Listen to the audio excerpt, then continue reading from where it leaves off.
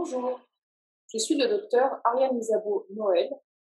Je travaille à l'Université de Genève auprès de l'équipe du docteur Marc Radcliffe et en collaboration avec les archives Jean Piaget. En juillet 2020, j'ai soutenu ma thèse de doctorat sur le thème de la construction et le contrôle de l'image publique de Jean Piaget entre 1945 et 1980, ou comment les médias ont contribué à faire circuler sa théorie.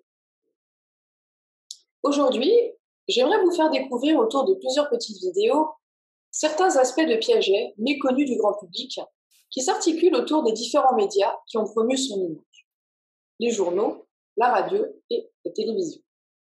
J'aimerais ainsi vous proposer un regard nouveau sur sa personnalité et sur ses travaux, tout en les contextualisant dans l'époque où ils se sont inscrits. En effet, je me suis focalisée sur l'après-guerre et la période dite des Trente Glorieuses, où deux dimensions historiques sont reliées. Tout d'abord, la reconstruction de l'Europe, qui est marquée par une forte croissance économique et de grandes mutations sociétales et structurelles, et ensuite la coïncidence avec la montée en gloire de Piaget. Pour ce faire, je me suis penchée essentiellement sur les corpus de presse francophones, suisses et français, et anglophones, nord-américains, tout en me référant à des sources hispanophones, en Espagne et en Argentine, ou encore à des sources italiennes et allemandes. J'ai donc choisi d'aborder la question piagétienne sous un angle nouveau, celui du grand public, qui englobe notamment l'étude des représentations sociales du savant, comme défini par Moscovici, et de sa visibilité médiatique, travail sur lequel Bourdieu, Heinisch et Nitti se sont penchés. Ma recherche se démarque des études classiques de Piaget, selon l'angle scientifique de ses travaux, jusqu'alors privilégié par la littérature. Je m'attache en effet à comprendre comment Piaget a été présenté au public, quels aspects de sa théorie et de ses travaux ont été mis en lumière ou non. L'idée étant de savoir comment les médias sont devenus un vecteur et comment ceux-ci ont été utilisés par Piaget pour la crédibilité d'une théorie et la popularisation consensuelle de concepts déjà bien connus dans les milieux psychologiques dès les années 30. Ainsi, dans ces petites vidéos, j'aimerais vous parler des points suivants. Quelle est la chronologie de la présence de Piaget dans la presse? Quels sujets sont abordés par les journalistes à propos de Piaget?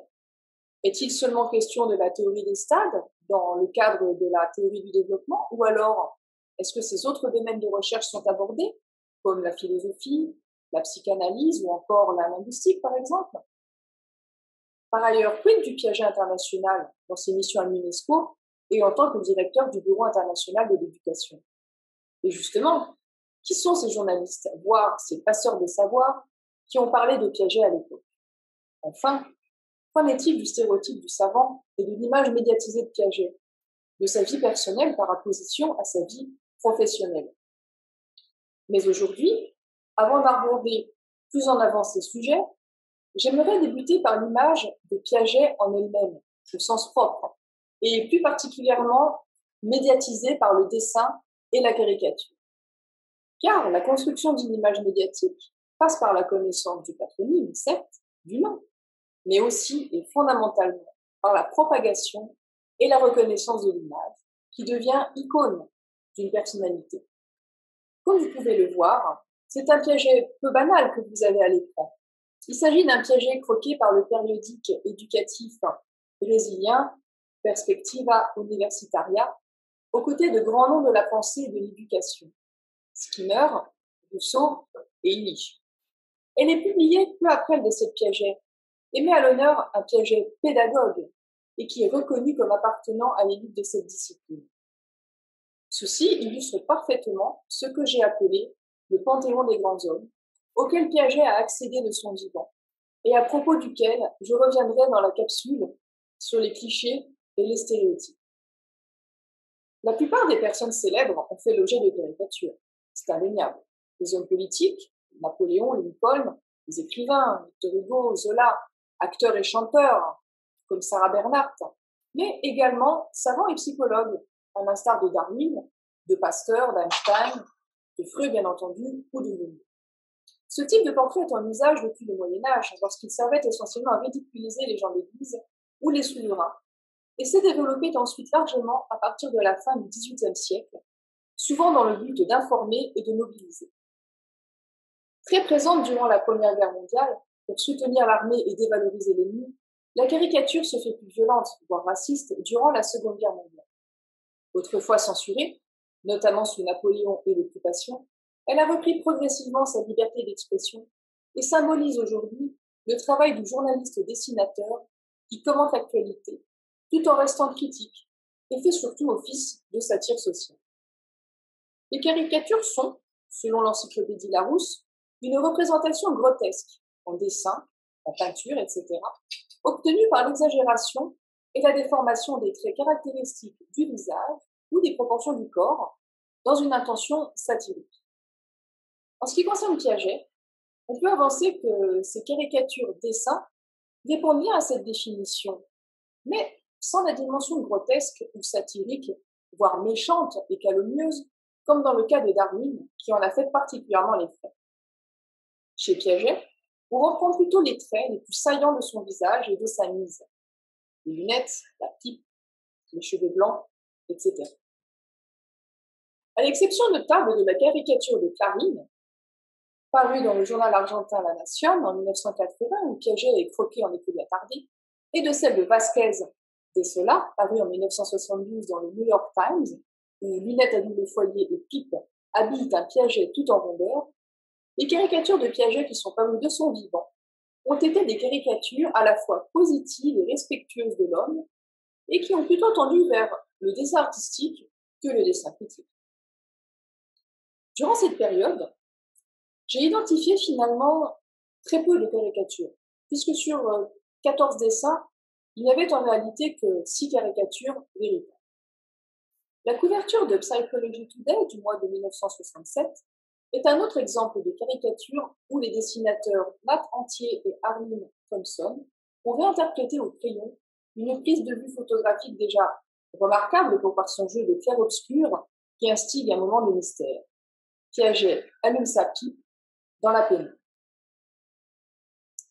Cette photo est reprise au fil des pages du reportage paru dans cette revue, suivant une décomposition triptyque du même geste, celui de l'allumage de la pipe. Dans le même esprit, on retrouve également un dessin de Piaget, qui est une bonne illustration du stéréotype du savant, puisque Piaget, pipe en main, y revêt une blouse blanche, ou est-ce plutôt un veston décoloré, tout en surveillant un enfant qui réalise l'épreuve de la conservation des liquides. Il s'agit de la seule illustration de Piaget en blouse blanche de tout mon corpus, alors que Piaget n'en utilisait pas, et n'en aurait de toute façon pas eu besoin. Par ailleurs, j'ai remarqué que cette épreuve, facile à mettre en image, semble avoir eu particulièrement la cote dans l'illustration et la vulgarisation de la théorie piagétienne.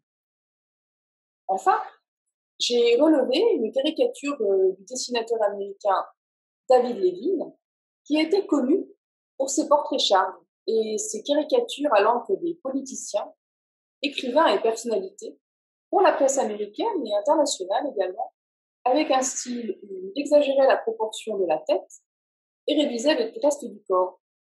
Cette caricature est parue dans le New York Review of Books en décembre 1978. Cette vision d'un Piaget au gros cerveau et aux cheveux en bataille n'aurait-elle pas un petit air d'Einstein?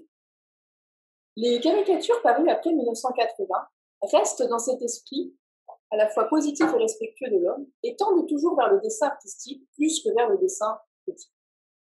Ainsi, cette caricature proposée par le site neuroportrait.org sous la notice biographique de Piaget. On voit là l'empreinte d'Internet et de Photoshop, car il ne s'agit pas vraiment d'une caricature, mais plutôt d'un montage d'épreuves piagétiennes, notamment l'épreuve horizontale sur une photo. Ou encore, cette autre caricature réalisée par Moravia pour le site de Babelio. Je mentionnerai également cette caricature d'Hermann illustrant Piaget fumant sa pipe et lisant entouré voire noyé par les livres dans son célèbre bureau où comment se mêlent l'ordre et le désordre. Enfin, voici ce dernier dessin publié sur le blog brésilien Espaço das Estras Encantado en 2016, qui confère à Piaget un je ne sais quoi de clochard esselé. J'aimerais terminer cette vidéo en vous montrant un des plus beaux exemples de ces caricatures dessins réalisées par Étienne Delessert. Ce portrait est d'ailleurs certainement un des dessins les plus connus du savant et a servi à illustrer le livre pour enfants de Delessert, postfacé par Piaget et paru en 1971. Comment la souris reçoit une pierre sur la tête et découvre le monde. Il a été repris dans plusieurs articles, notamment pour les 80 ans de Piaget, ainsi qu'à son décès. Ainsi, si les photographies de Piaget, dont nous reparlerons à la fin de cette chronique, sont très nombreuses, on trouve finalement peu de caricatures sur lui dans le sens strict du terme, même aujourd'hui, mais plutôt des dessins artistiques. Dans cette première vidéo, nous avons abordé la question de la mise en scène de Piaget dans les médias selon un angle visuel, afin de montrer l'attractivité, notamment artistique, dont Piaget a pu faire preuve de son vivant, et donc questionner et aiguillonner sa présence médiatique. Les caricaturistes sont des créateurs d'images qui en varient et en accentuent certains traits. Ils font ainsi passer ces traits en les stabilisant dans l'image, et le personnage de Piaget n'a pas échappé à ce processus. Dans la vidéo suivante, je dresserai un tableau chronologique, géographique et quantitatif de la présence de Jean Piaget dans la presse nationale et internationale, tout en développant une partie de leur contenu. Je vous remercie de m'avoir écouté, à bientôt, et piagissez le vôtre.